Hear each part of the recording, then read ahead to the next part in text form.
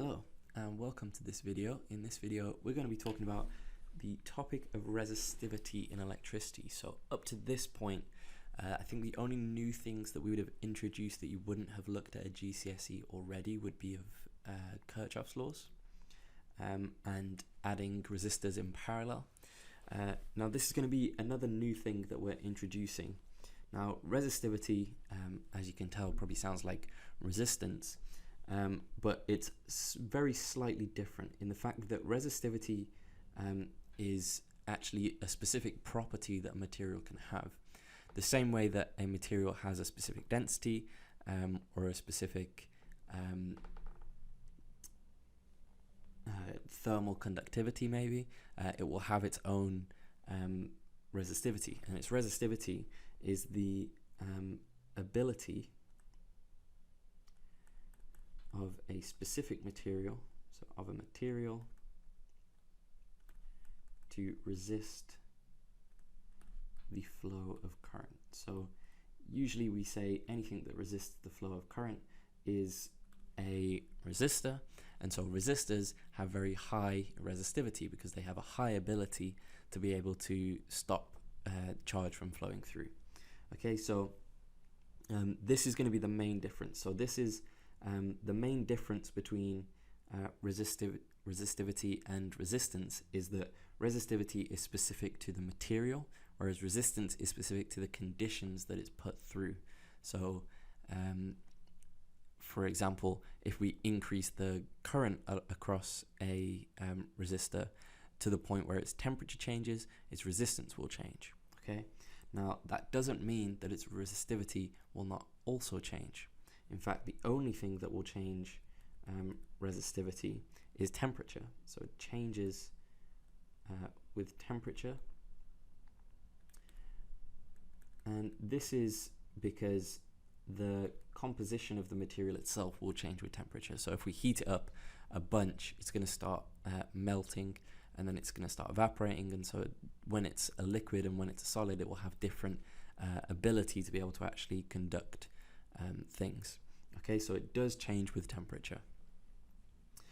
And we have a formula for resistivity because if we know it's a measurable property, then we need a formula for it. And so resistivity we know as being rho. So this is the Greek symbol rho. It's not a P, so try not to just keep writing P. You have to do this kind of curve around it. And this is equal to RA over L. Okay, so this is the formula that you're given on your formula sheet, where R is the resistance in ohms, A is the area in meters squared, this meaning it's the cross-sectional area of whatever this material is shaped into. It's usually going to be a cylinder, so it would be like the cross-sectional area of the cylinder.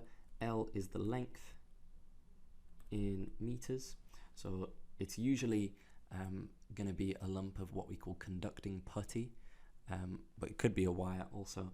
But we'd basically just say that that's the same as saying this is a cylinder, and its area is going to be the cross-sectional area of this front face through this length L here. Okay, and we're just measuring the resistance through this. Now, the way we're writing this equation is probably going to be a little bit misleading to a lot of people. Resistivity is a constant value as long as the temperature is constant. If we change the resistance, we're not changing the resistivity. If we change the area, we're not changing the resistivity, because these things will change together because of their proportionalities to make this true, okay? To make this always equal the same value. So for example, if we doubled the area and the resistance stays the same, it means that the length is also going to have to double in order to cancel out the change.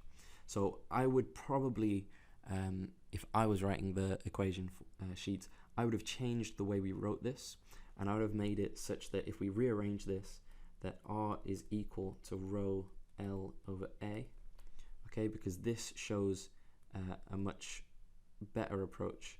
So I'll do this in a double box because it's not on your formula sheet, but I think this is a better way to think about it. And what this basically means is that the resistance is proportional to the length over the area. So the dimensions of this matter when we're considering how much resistance it has, and the constant of proportionality. And the reason I like this is because it says that it's a constant of proportionality is the resistivity.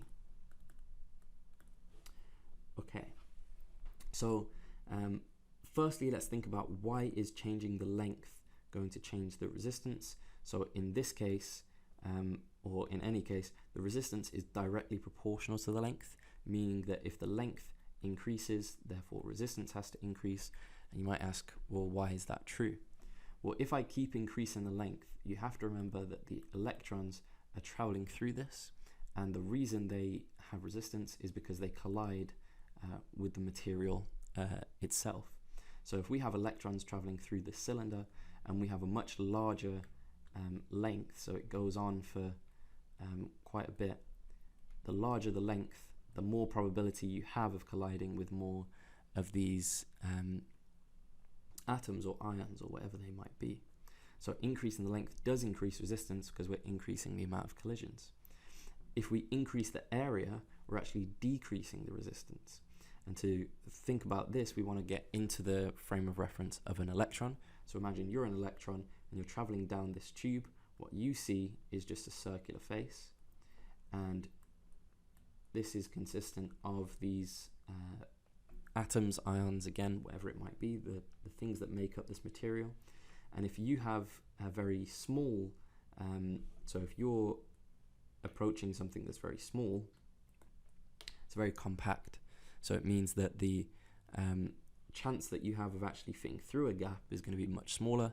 So if you have a larger cross-sectional area here, it means it's more easy for the electrons to pass through, and so there's less collisions, so resistance decreases. Okay.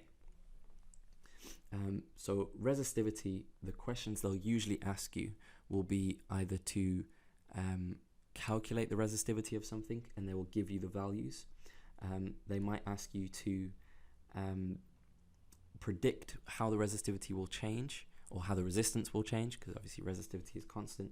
So they might say that we take the same conducting putty and we double its radius. Okay, how does this affect the resistivity, or how does this affect the resistance? So let's take a look at that question. Okay, so if we double the radius of this cylinder, how does this affect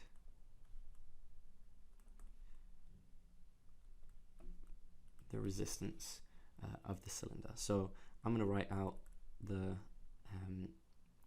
other equation, that this is rho L over A, and if I double the radius, so if I think about the thing that it's going to affect is going to be the area. Area is pi radius squared. So if I double the radius, the area becomes pi 2r squared, which is actually 4 pi r squared. So by doubling the radius, I've actually quadrupled the area, okay, which means that this is going to become r is equal to rho L over 4a. And if I've now increased the area by 4, that means I've decreased the resistance by 4. So my resistance is going to become r over 4 of what it originally was. Okay, so this is a very common type of question. They can do this with 2 marks, 1 marks. They tend to be quite short questions to be able to solve.